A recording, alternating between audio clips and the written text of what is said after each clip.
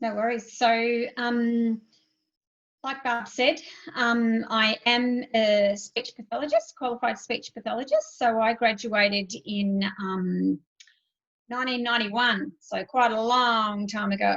So, but I'm not currently working officially as a speech pathologist. I still do a lot of speech pathology work, but my role is as an early years facilitator with Strong Families, Strong Children, Loddon.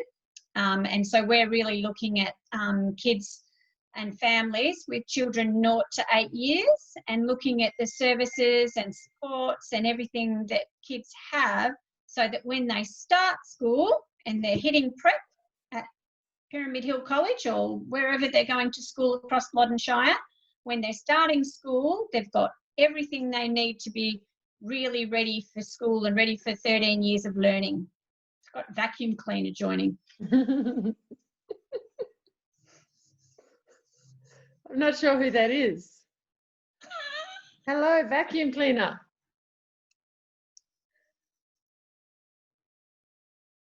No? Sorry, Susie. We'll just carry on. Oh, it's Blake. Hey, Blake.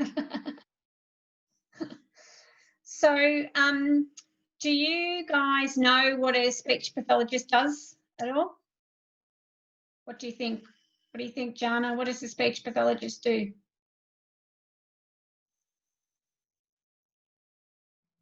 Oh, lost your voice again.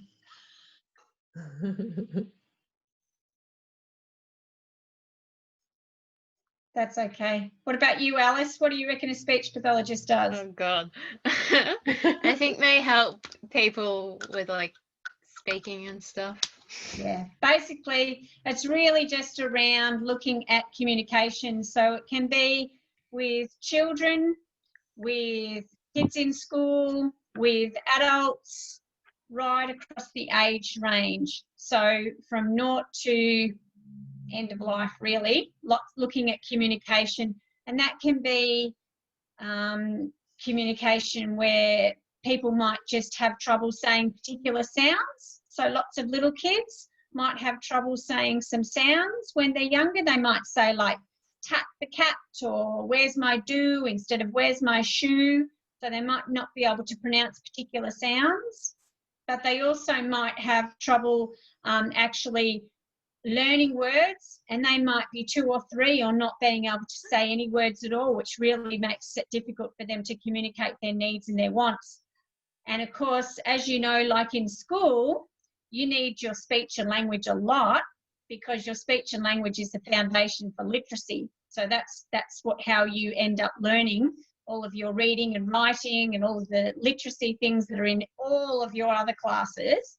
And so speech and language is the foundation for learning all of that literacy.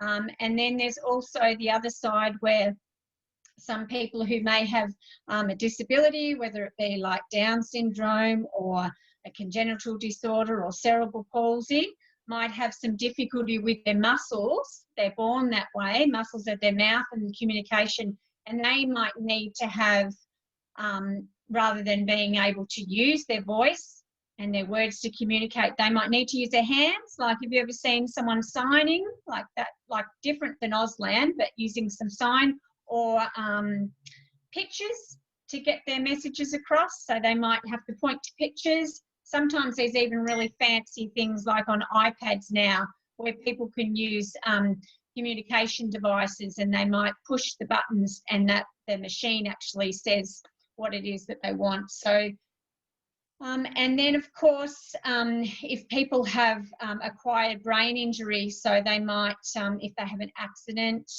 where they injure their brain, or they have a stroke, or they may have a degenerative disease, whether that be motor neurone disease, Parkinson's, some of those things, they can affect people's speech and language as well. So speech pathologists can work with those people to work out ways that they can communicate. I've worked with people sometimes that the only thing they can do is blink their eyes for yes and no. But even if they've got their eyes to move, you know, they could use a board sometimes, and you might have pictures in the corners of the board, and when they look up at that corner, and they're communicating one message. When they look up at that corner, they're communicating another message. So speech pathologists really look at those innovative ways that they can help people communicate what they want, what they need, even commenting on things if they can't use their spoken voice. So it's quite a lot. Other big thing that speech pathologists do that a lot of people don't know is that we also help out with eating and swallowing.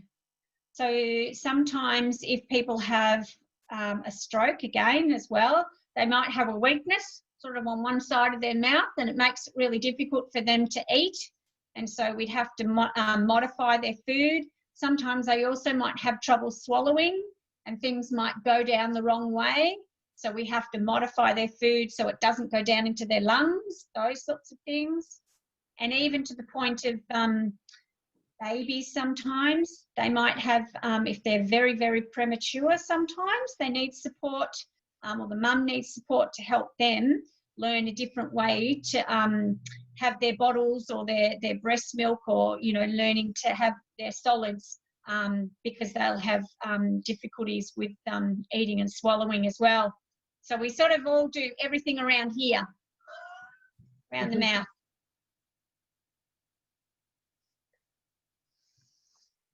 Sounds terrific. That's a great summary, Susie. Thank you. Would anyone like to ask one of the questions that's on the sheet?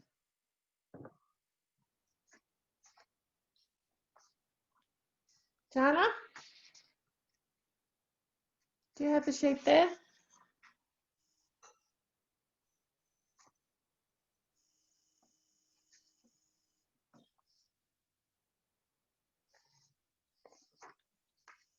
Well, I'll kick it off, Susie. I'm going to ask the question.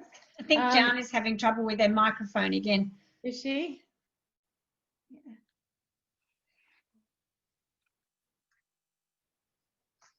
Do you want to chat, Jana? Do you want to write it as a chat?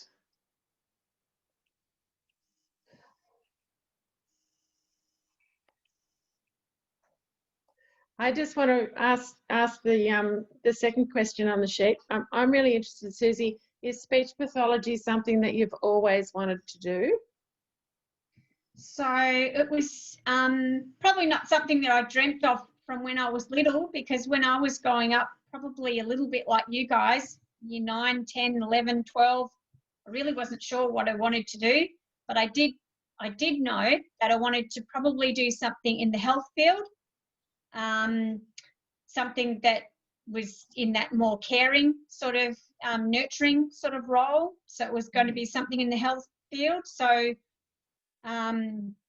medicine was something that I sort of thought, yeah, I wouldn't mind doing, but I was open to lots of different things. So I went to a lot of the university open days with my mum and dad, and really just went to a lot of the career expo things and learnt about a whole range of things. So I was sort of pretty open and had, you know, you have to put preferences in and put some things in for medicine, as well as physiotherapy, as well as speech pathology, and even physical education teacher. I think I even had that down or something. So it really just ended up being the speech pathology was the thing that in Melbourne that I got into, where the course was that I got into. But I was telling Barb the other day that I also got into physiotherapy. And so when I got both options, I thought, oh no, I'll go for physiotherapy. And I went up to Sydney to enrol in the course up in Sydney, but I wasn't from New South Wales. I was from country Victoria, and stood in line ready to enrol, and then changed my mind and came back and then enrolled in speech pathology in Melbourne, which was I was a little bit more familiar with. And I'm glad I did choose that, because that's ended up what I really love to do, and I'm glad I didn't do physio in the end. So it sort of just I fell into it really, and I loved it, so I kept going with it. Yeah. Yep. We had a similar conversation with Jane the other day. Noella and Alice, you were there for that one, weren't you? And she said how she was really interested in doing physiotherapy, but then she just, well, she started doing OT because she thought that would be a pathway to physio, and then she decided that she much preferred OT anyway. So often what you do at uni and after school is something that you fall into. Yeah. And It's hard to know what you're going to want to do when you're only 14, 15, isn't it? yeah, that's for sure. That's for sure. So that was how you decided to study speech pathology? Mm-hmm. Yeah, yeah. So where did you do your course, Susie? So I did my course in Melbourne, and at the time it was Lincoln Institute. It was called. It's right in Swanston Street, actually, right in the middle of town. And halfway through, because it was a 4-year course, so halfway through Lincoln Institute of Health Sciences, joined with La Trobe University. Yep. So then I ended up being, when I graduated, I had a La Trobe University degree, but with Lincoln Institute of Health Sciences in it. So at the time when I went through, the only, I think there was only 3 places in Australia that you could do speech pathology. It was just La Trobe or Lincoln in Melbourne, Cumberland University, I think in Sydney, and I think somewhere maybe in Adelaide, maybe, or it might have been Western Australia, but now there's quite a range. So there's Charles Sturt University in Albury-Wodonga, there's La Trobe University, and that's in Bundoora, as well as now here in Bendigo, they've got a course. And then there's Melbourne University, ACU, Australian Catholic University, they also, so there's, and I think they've even started up a new one in Swinburne. So there's a lot more places that are doing speech pathology now in Victoria than what there were before. And what's the situation at the moment, Susie, in terms of employment opportunities? Like, I remember a few years ago, it was really difficult for speech pathologists to get a graduate position because there were far more speechies than there were jobs. Yeah, look, I think that there's still, it depends on where you want to go, Barb, and I think girls, because there's been a job that's been advertised in Charlton since the very start of the year, and they haven't been able to fill it. So if you're willing to travel and you're willing to actually go to some more rural places or interstate, I think you'd find you'd get a job pretty easily, because there's a lot of need out there for speech pathology. And I think because of the National Disability Insurance Scheme, the NDIS, because that's been rolled out now, there's a lot more jobs available. Now, some of those are more private practitioner type things, which I wouldn't suggest you would go into as a first job. But I think there are a lot of jobs out there if you're willing to travel and go to different places for them. If you just want to stay in the same spot, I think it's the same with lots of jobs. Yeah, you know, you might be more limited. And I think sometimes if people, and I know there are a lot of girls in my year that were set on, they only wanted to work with adults. And I would say across the board with speech pathology, there's way more jobs with children than there is with adults. So I think that, you know, if you're willing to sort of look at different areas of the profession, there's a huge, huge opportunity. Yeah. Okay. So perhaps if you've mentioned children and working with stroke, and acquired brain injuries. So what are the other fields? And there's private practice as well as working in a hospital. Oh yeah, so you could get jobs in huge big hospitals like the Royal Melbourne and those sorts of things in Melbourne. There'd be lots of adult sort of positions there. Just in other general hospitals, country hospitals, Bendigo Health, I know, Maryborough, lots of places like that. Community health services like Northern District Community Health, they have a speech pathologist there, and community health centres. In disability, so I worked for probably over 10 years of my life with Scope, which is a disability provider in Bendigo. Education department also employs speech pathologists. Private practice. What else is there? And then sometimes you can just enter into other things like I have throughout my profession. Well, just to give you, I've probably done a range of stuff. I started off at Nil Hospital. Nil is a very tiny little town halfway between Melbourne and Adelaide, so in the Wimmera region. So I started off in Nil in a hospital, and then I went to Portland District Health. That was in a hospital setting as well. Then I was in Melbourne and I was at Craigieburn Community Health Centre. Then we moved to Swan Hill. So initially I was with the education department in Swan Hill, but then I went into disability, into Noah's Ark in Swan Hill. And then I was in disability again with Scope in Bendigo. And then I went to a department of it was the Department of Education and Early Childhood Development, actually. So it was more as a program and service advisor role, sort of a similar role to what I'm doing, not specifically related to speech pathology, but looking at community development. And so I moved into that area, and then into still within that department, but as a speech pathology professional practice leader. So that was more mentoring other speech pathologists.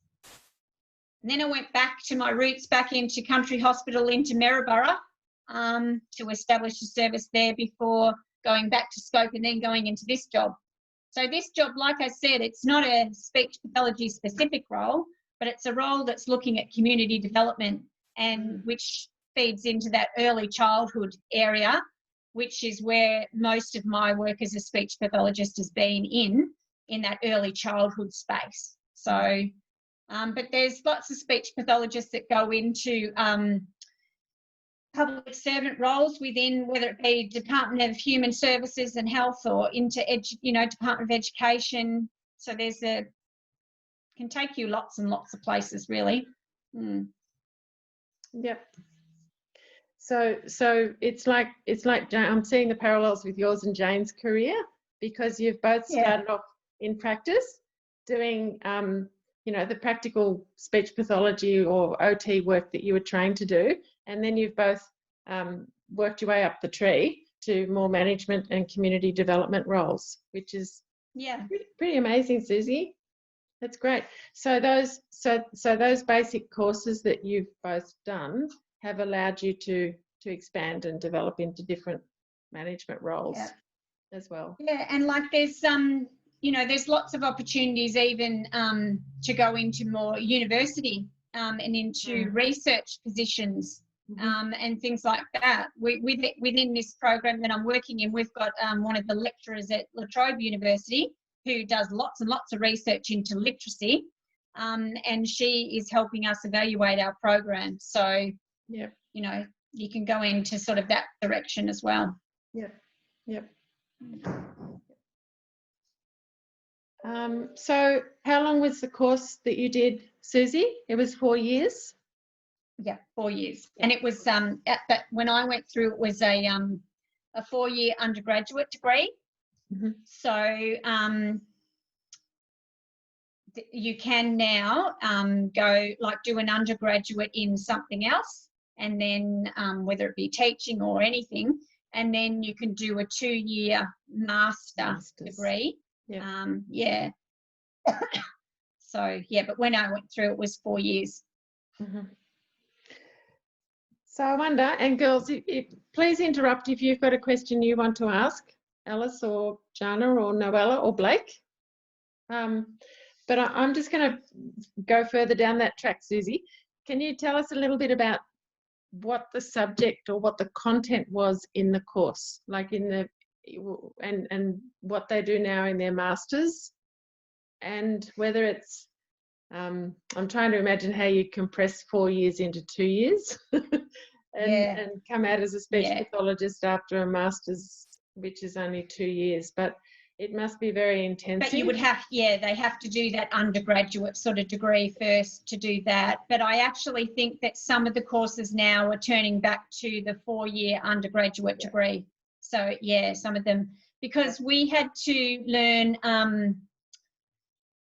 general physiology, and specifically around like all of the cranial nerves and the brain, all of the different structures of the mouth and the pharynx and all of those things, obviously. And then we had to do child language development, and then sort of specific subjects, like say a subject on stuttering, which is an area I completely forgot to mention, sorry. Stuttering is a huge part of it. So we had a whole term on stuttering. We also had individual stuff on voice, because voice is another place. Sometimes there's people might develop vocal nodules or lose their voice. Some people have, like, you know, singers. Do any of you singers at all? No? Because some, like, singers have to take really good care of their voice. And so some speech pathologists specialise in that area of voice. Even with teachers. Have you ever known any of your teachers to lose their voice, girls? Talk too much? Don't use their voice properly? Then they lose their voice. So some people, oh, Noella sings, does she? There you go. So we had to do lots of different subjects, around voice, stuttering, child language development. There was a subject called, what was it, CDNO, I think it was communication disorders of neurological origin, you know, so specific like disorders that happen if you have the stroke or the frontal brain injury. We also had to do one, I can remember doing a clinical placement at St Vincent's in Melbourne that was with laryngectomy. Do you know what a laryngectomy is at all, girls? It's when you have your larynx removed. Some people who may develop cancer from smoking or drinking and those sorts of things, and they have their larynx removed. And so we had to do a whole clinical placement on working with people who've had their larynx removed, and they used to have different ways that they could either learn to speak again or different prosthetic things. So what else did we do? Linguistics. We had to learn sort of like really down into linguistics and those sorts of things. And we also had some, and there's probably more of it now, courses on augmentative and alternative communication. So that's where you might have the pictures or the electronic devices or the keyword sign that supplements speech. And they've also now, they have much more on literacy development and how speech pathologists can work with schools in supporting literacy development. And that's part of the course now, which is a big area of growth probably as well, because literacy levels are declining. So speech pathologists are trying to work with teachers around how we can improve people's literacy levels. So what subjects at school did you do, Susie, that led you into speech? Yeah, because I was looking more down that health path. Everyone has to do English anyway, so I had to do English. And I think I did specialist maths, or did I do general maths? Oh, sorry, I can't remember. Well, I did English and maths anyway. And then my other subjects were biology and chemistry, because I had to do anything in the science field. I had to do a science subject. And then because I love sport, I also did phys ed. So that they were mine. It was English, maths, biology, chemistry and phys ed. They were my 5. I just did 5 subjects back in those days. We just had to do 5. Yep.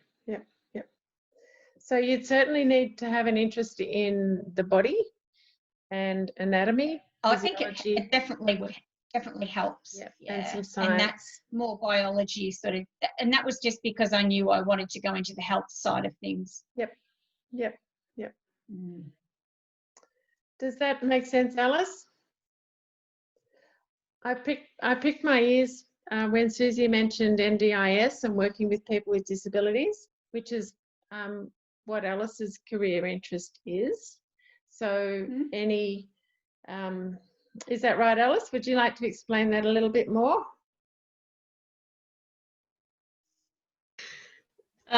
Yeah, I'm interested in working with people who have disabilities and stuff. It's very rewarding, Alice, because you can really make a huge difference. And you know the best thing that I've found when I've worked with both kids and with adults with disability, they're very, very happy with their life. Very, very happy. Very happy. And if you can just add one extra thing that helps them with, you know, like communicating with someone so they can go down the street and get a coffee, that can just mean the world for someone. Yeah. Like the first time you can you work with a family and you know that you've helped them to help their own child say hello or ask for a drink or, you know, something like that, it's very rewarding. Yeah. Yeah. What about you, Noella? Has it sparked any interest in you with your interest in medicine?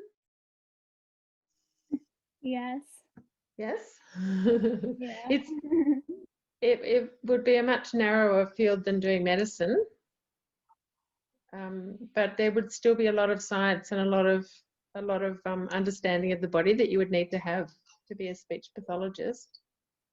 And there's lots and lots of stuff around that you have to learn around the brain, Noella. Yeah. And that's what really intrigued me, because the brain is the most amazing thing. The way when you have to actually really look at breaking down the parts of the brain that actually control different parts of your body and those things, and looking at CT scans and different parts, you know, slices of different sections of the brain. That was really interesting to me. I love that. Oh, yeah. It's terrific. I've got another question. Nobody else is going to ask any. What attributes do you think you need to do this type of work, Susie? I think you need to be a people person, because it's all people and it's pretty much all face to face.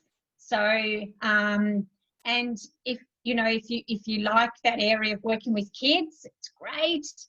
I mean, I get to go into the preschools and just play and just have fun and sit in the sandpit and blow bubbles and all that, and that's helping children develop their language and communication. So if you love that sort of stuff, you know, that's really good. So I think, you know, and also as much as our job is called a speech pathologist and we're helping people speak or communicate their messages, I think another really important attribute is to be able to listen, and to really listen and analyse and work out different ways of doing things differently. So that can help assist someone with communication. Yeah. So when you say you're just sitting in the sandpit playing, or you're blowing bubbles or whatever, there's a lot going on in the back of your head, isn't there, Susie? There's a lot of things. I notice with my daughter, who's a speech pathologist, she will sit there and she will just be watching, and she's just taking in how someone's speaking, you know, what they say, and she's just, you know, you've just got to be very tuned in to the messages observant. that aren't direct messages. Yep, that's exactly right, because even though you may not be saying something, your body and your non-verbal is always communicating messages to somebody. Yep. So, yeah. Yep.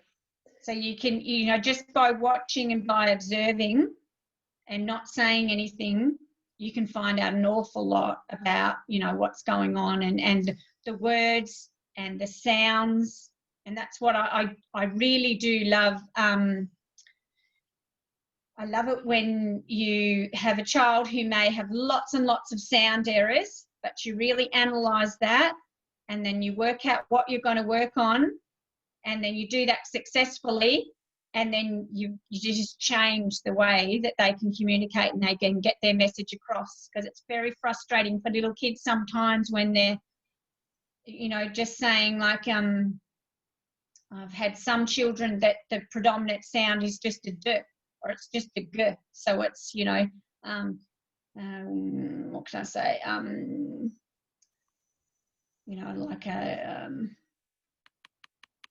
thinking like the D door, which means the seashore or something like that, or, you know, then I have a drink, then I have a dink instead of can I have a drink, you know. So there's all of these things, but if you can really analyze those sounds, it's like you break the code.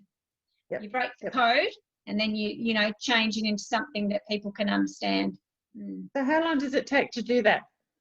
How many sessions do you need with a child before you can start seeing a difference?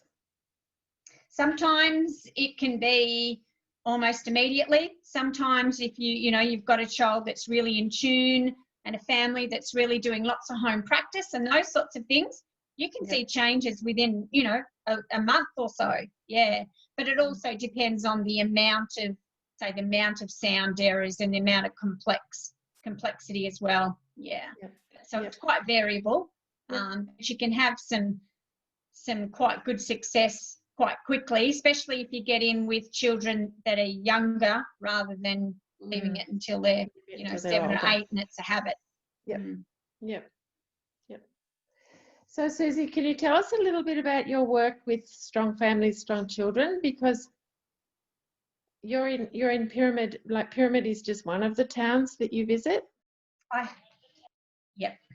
Yeah. So, but I have been in Pyramid Hill quite a lot, all of last year, and was supposed to be a bit more, obviously, this year until COVID hit. Because what I used to go up and do was support the playgroup almost every Friday sometimes, and sometimes I would go to they have a session at St. Pat's, the Kids in the Kitchen, that Colleen, Mrs. Hampson used to run it, would have been running at St. Patrick's, and also Pyramid Hill College, Narelle, Windridge. Yes, you girls the know chaplain. Narelle? Yes. The chaplain? Yes, school chaplain, yes. So she would run the early learners group, you know, so sometimes I'd go up and be involved in that as well, but I was mainly going up to support the community playgroup at the Pyramid Hill preschool, because there's kids start kinder at 4, but they can go to kinder at 3 as well, when they're 3 years of age.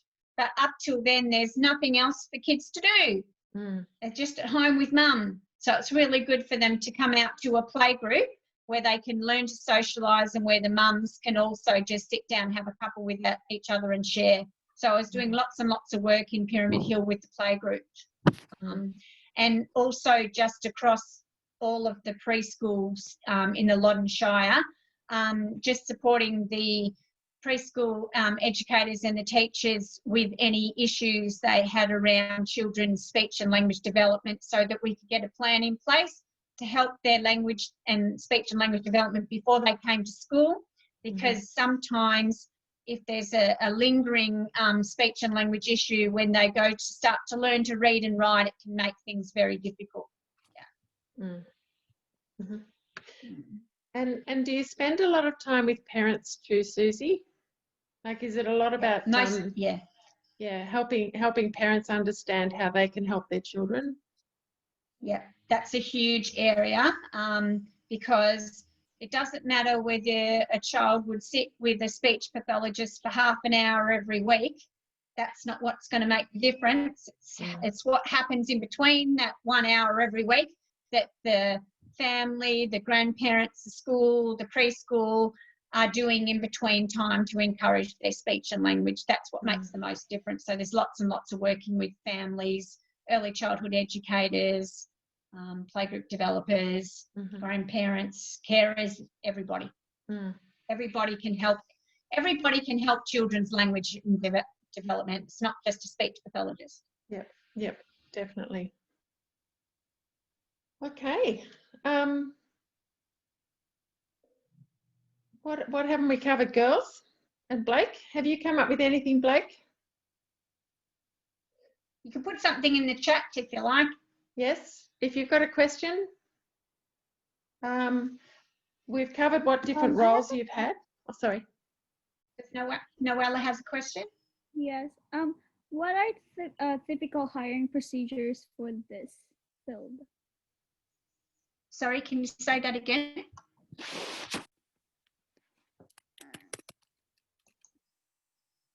Wait, I'll put it in the chat. She's going to put it in a chat.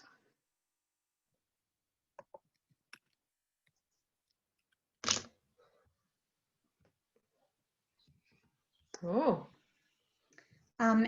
Typical question. hiring procedure. So, as in employment practices, or how do you apply for a how job? you get maybe? employed? Yes, yeah. How you apply? Yep. So, obviously, when it's a job would be advertised, and this would be the case with just a lot of jobs. They would advertise a position, and they might have key selection criteria. So it might have things like things that they want the person to have. So say for speech pathology position, it might be of a member of Speech Pathology Australia, or it might be experience working with children, might be knowledge of using certain assessments. And so there would be a criteria that they would be looking for, because it would be different if they were looking for a speech pathologist that wanted to work in disability. They might be looking for experience with alternative and augmentative communication, which you would still get all of that practice in your clinical placements, because I didn't really say that, Barb. There's a whole lot of learning of the theory in this at university, but then you go out and you do placements. And so then you would learn the practical stuff. So you would get experience doing that. So they would ask you to respond to key selection criteria, and that's where you get to tell someone what experience you have with staff.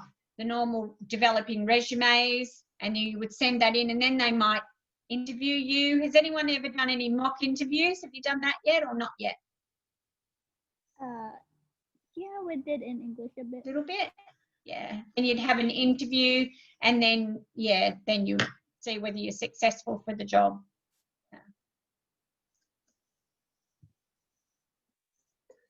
Did I answer that properly for you, Noella? Yeah, thanks.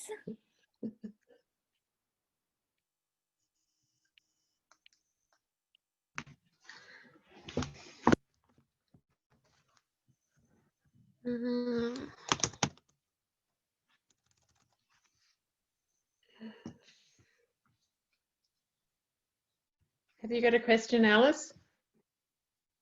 Yeah. You can put it in the chat if you like. If you don't want to good. say it. How much do you get paid? Yeah, and that will vary depending on your experience. So when you do start for a grade 1, I think a grade 1 position gets a fair bit of money now. I think actually probably more than it did 20 years ago when I graduated, Alice. I think that you could be looking at an entry level position might be around 40,000-50,000 a year. It's a very reasonable wage. Very, yeah. So that could be like about $35 an hour. That's probably similar to like an entry level nurse. Yeah. And then within speech pathology, you have, depending on the award structure, whether you're in education or you're in health or that sort of thing, you would have like a grade 1, which would be your entry level, but then you might still have increments for each year. And then if you applied for another job, which is what I did after I started in NIL, that was just a grade 1 level job. And then I applied for a grade 2, which was in Portland, and that just had a bit more experience needed for that position. So then, you know, you would get paid a little bit more. So there's different levels with that. So I think it's a fair wage. But you know what? I think if you love your job, it doesn't really matter that much. As long as you've got enough food to put on your table and to pay your rent, if you love your job, you'll always get paid the right amount. Yeah, you don't want to be doing something that you hate, even if it earns buckets. No way. Blake, are you there? Yeah. Hello, Blake. I just wondered, would you like to ask the last question or the second last question? Sure. So what does a typical day look like as a speech pathologist in your current role? So for me, currently in Strong Families role, Mm-hmm. well, I can tell you what I sort of did today. Well, I can tell you what I would have liked to have done and then what I ended up doing, because COVID has changed everything, as it has for you guys as well. But what I was going to do, my typical day would be checking my emails. I have to do that every morning just to check whether there's been any messages or anything. And I work Tuesday to Friday, so I'm not here on a Monday. So on a Tuesday, I always have to check things, check that nothing's happened. And then I was going to write some speech pathology reports, because I've done some screenings, so some assessments with children over the past few weeks. So I had to write some reports up to give to parents and preschool teacher. And then I was going to come up to Pyramid Hill, and I was going to see 3 children up there today, and I was going to do an articulation screening with them, so to check all their different sounds, and then a language screening, so to check their understanding of language and their expression of language. And then I would also just observe them in the kinder program. Are they interacting with the other children? Are they playing, appropriately for their age with the other children? So I was going to do those. And then I was then going to talk to a parent about one of the screenings that I had done, just to feed back some things to them. And then you were going to do this and write up some more reports. Yeah, and then do this. So because I couldn't actually, even though I couldn't actually go up there today and do that, I had to think of a different way that I could do that. And so what we're going to do is maybe do it via this form. So actually I'll send a link to the preschool so that they'll be able to open up their webcam. This after I get permission from the parent, because like Barb did at the start of this, if you're filming anybody for anything, you absolutely need their permission. So after the permission, then I could then observe Mrs. Mann with the child doing the assessment that I would have sent them prior, or just observe that child playing and listen to the language that they're using with the teacher and with the other kids, and assess where they're at with that. So that's what, in my role at the moment, that's what I was doing. Sounds great. Busy day. Jana, there's a very last question. Would you like to ask that?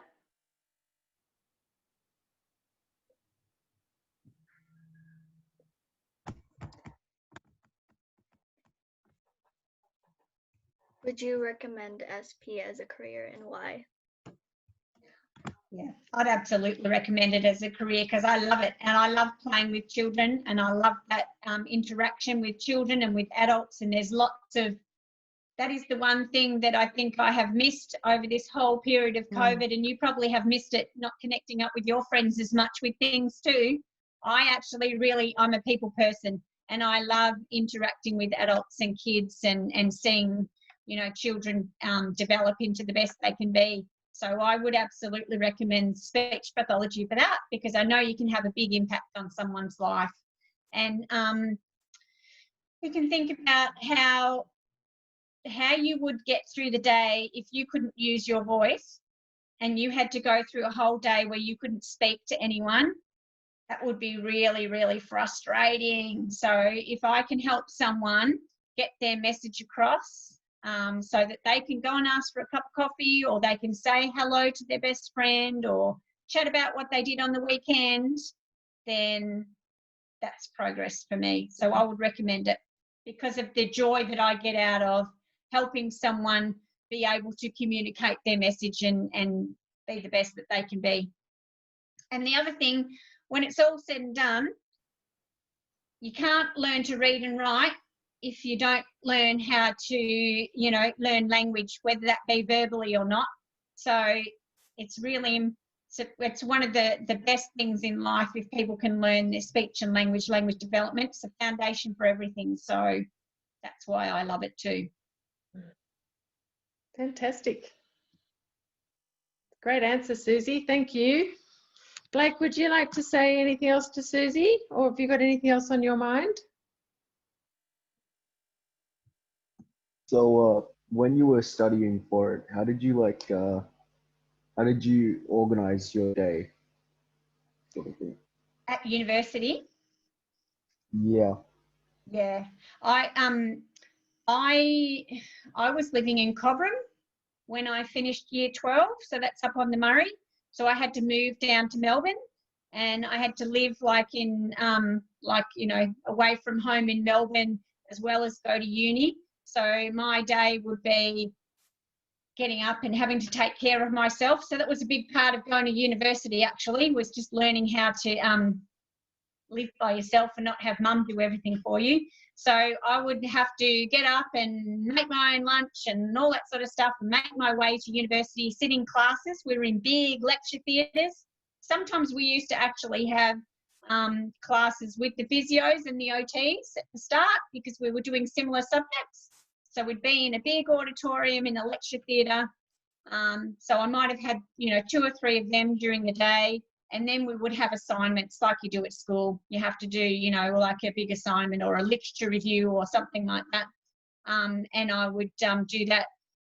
But then also, as well as doing that sort of more theory sort of stuff, there would be sometimes when I was at university where I would be out on a placement. And so I would actually be in a hospital, you know, 3 or 4 days a week as part of my placement. And I'd have to work with the speech pathologist there as a student and do that. So it varied as to whether I was sort of my theory university stuff or my practical placement work.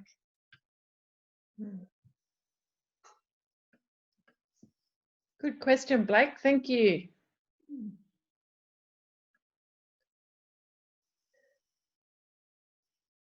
I think we've just about finished, Susie. Thank you. Would No worries. would anyone like to thank Susie in particular? Noella?